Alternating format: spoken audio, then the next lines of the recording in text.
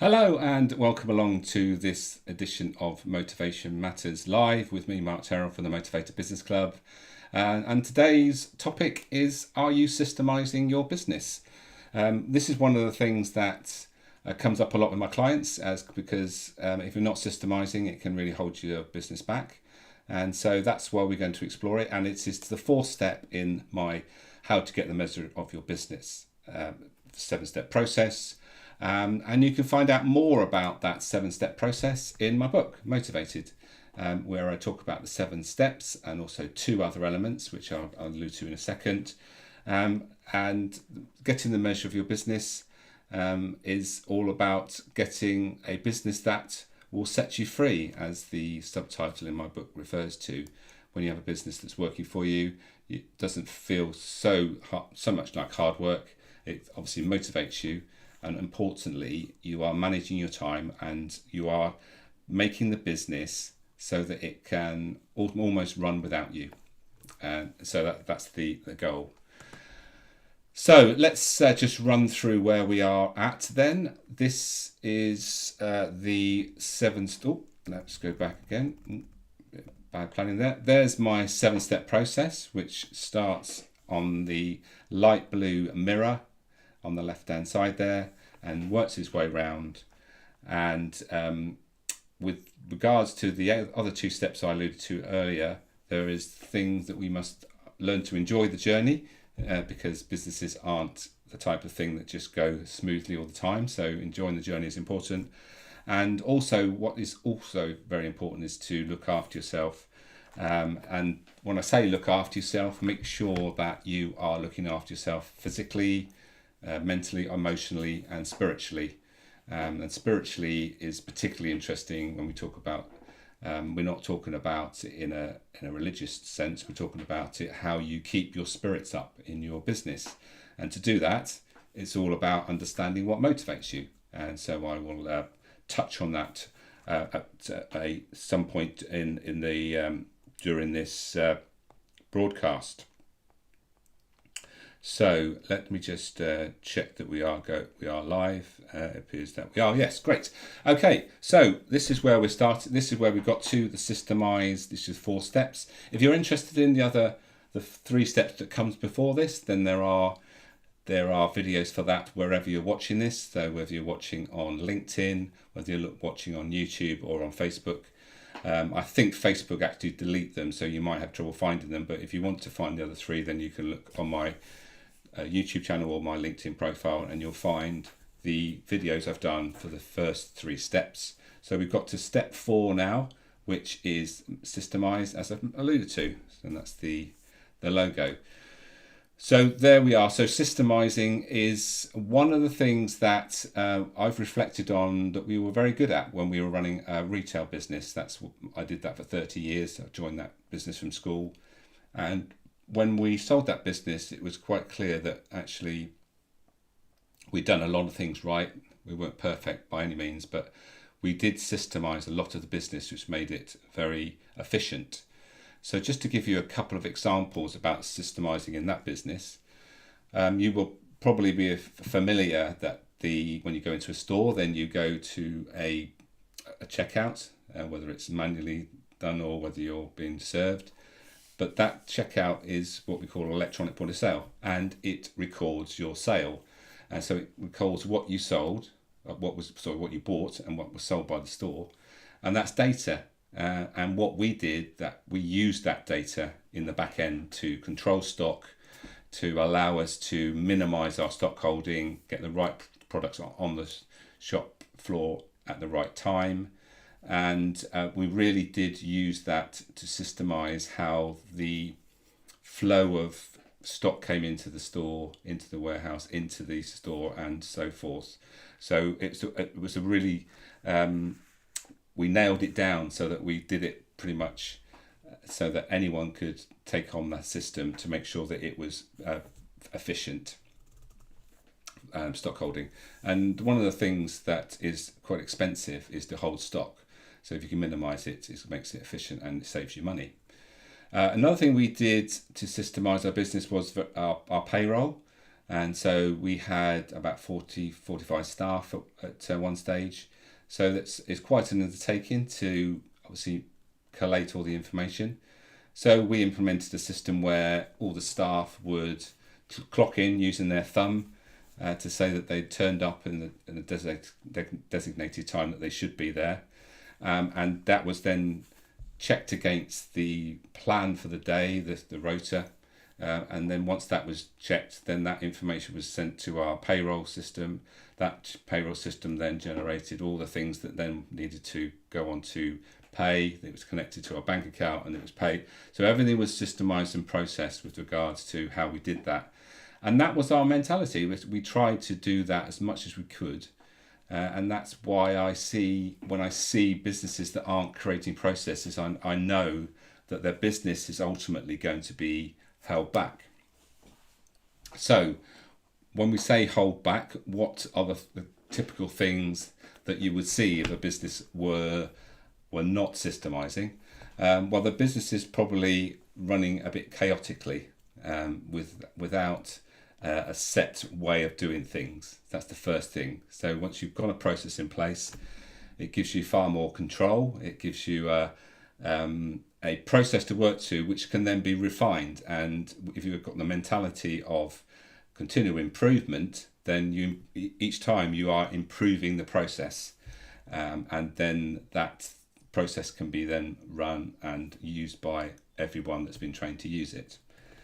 It also, if you're a business owner, gives you the opportunity to work more on your business than in it.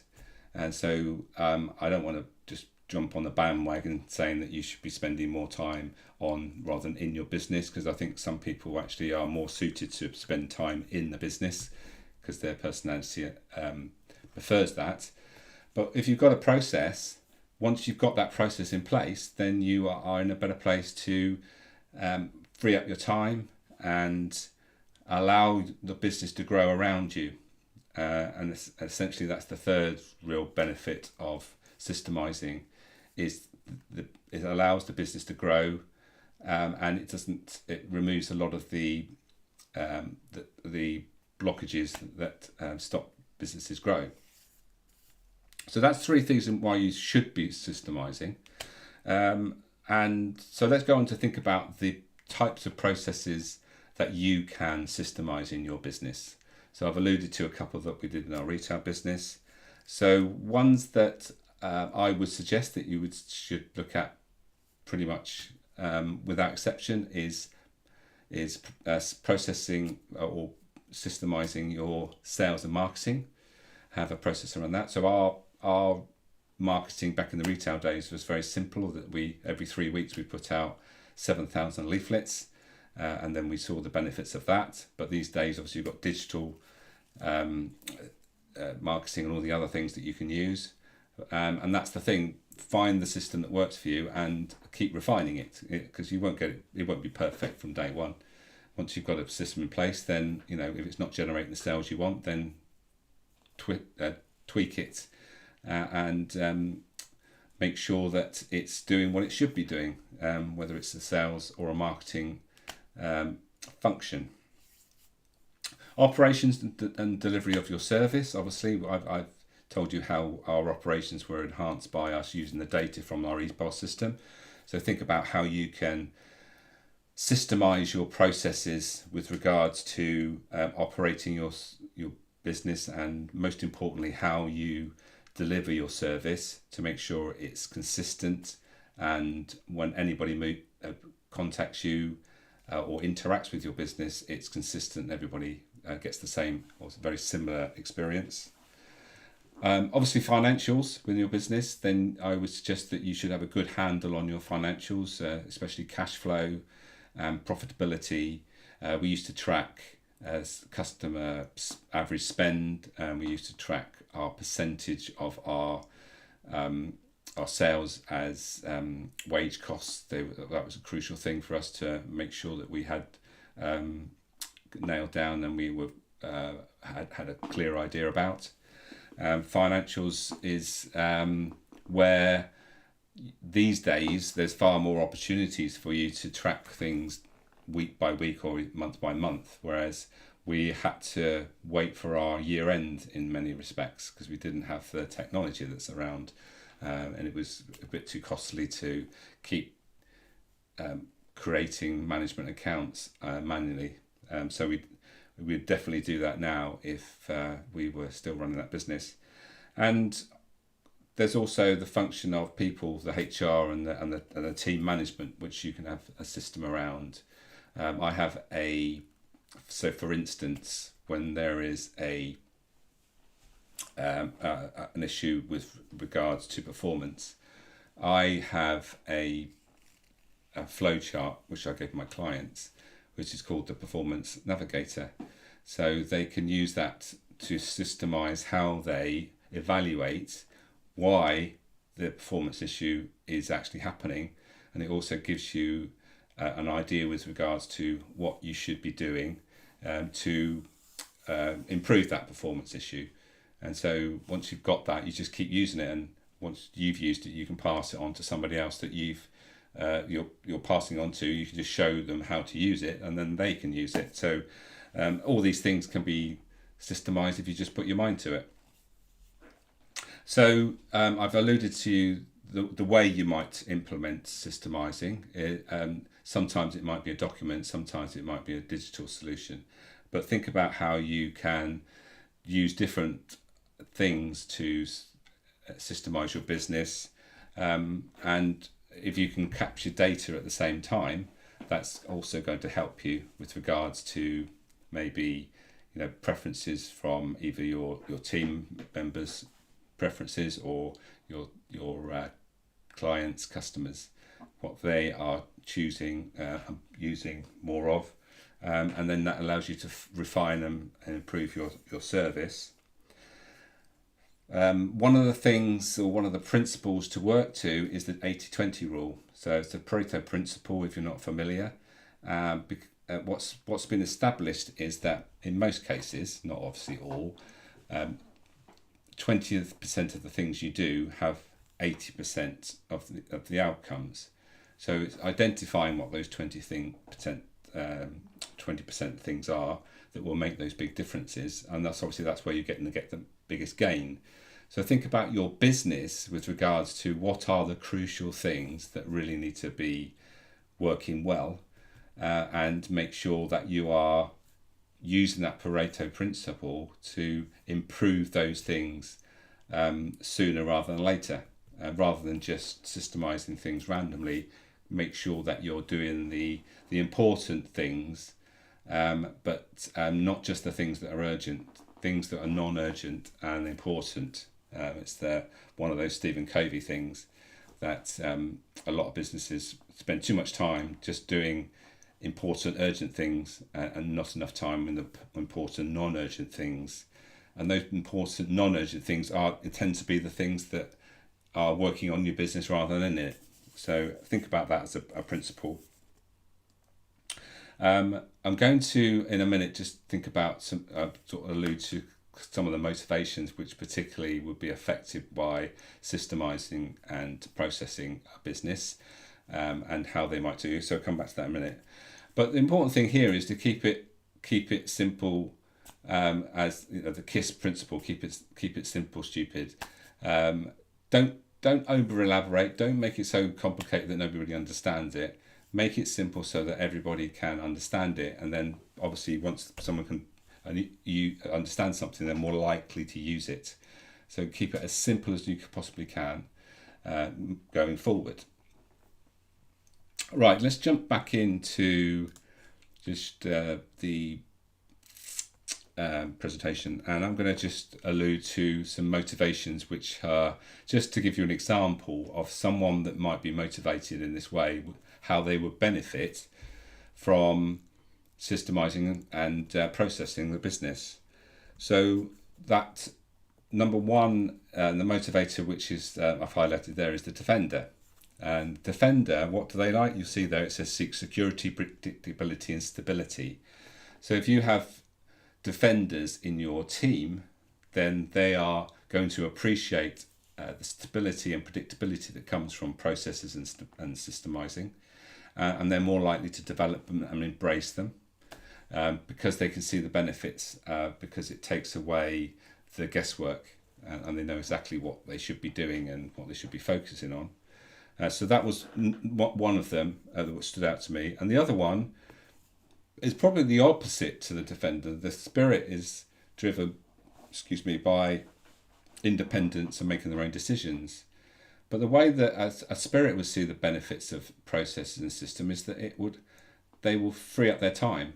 Spirits want to have control over their time. So a system and a process, once they embrace it, it might take some time to create, but once it's created, then ultimately it's going to save them time in the long term. So there's just a couple of things that, from a motivational perspective, people that come to work for those motivations will embrace processes and systemisation of the business. So as I've mentioned at the top of the show, I have written a book about all this. You can get that from me or from Amazon. So if you do buy a copy, I'd love to get your reaction, and a review on Amazon is much appreciated if you can take the time. I run the Motivated Business Club. So if you're a business owner and you'd like to implement a system like the 7-step measure process, then that's what the Motivated Business Club is all about. And there's various ways you can do that. It starts from $195 per month, which includes one-to-one coaching and a call me anytime. And as I say, you can call me anytime, but it doesn't mean I'll always answer every time, but I will get back to you as soon as I can, depending on the time of day. So there we have it. That's the 7-step process with those 2 wraparounds: enjoying the journey and looking after yourself. If you are interested in anything that I've said today, then I would appreciate your comments wherever you're watching this. I will be moving on to the final 3 steps in future episodes of this Motivation Matters Live. And if you've got any queries about what I might be talking about, or any suggestions about anything that you might want me to talk about, then feel free to get in touch. But before I go, let's just remind you of my book, just because it's there. And as I leave you, have a wonderful day. And please leave your comments if you have any, and I will get back to you as soon as I can.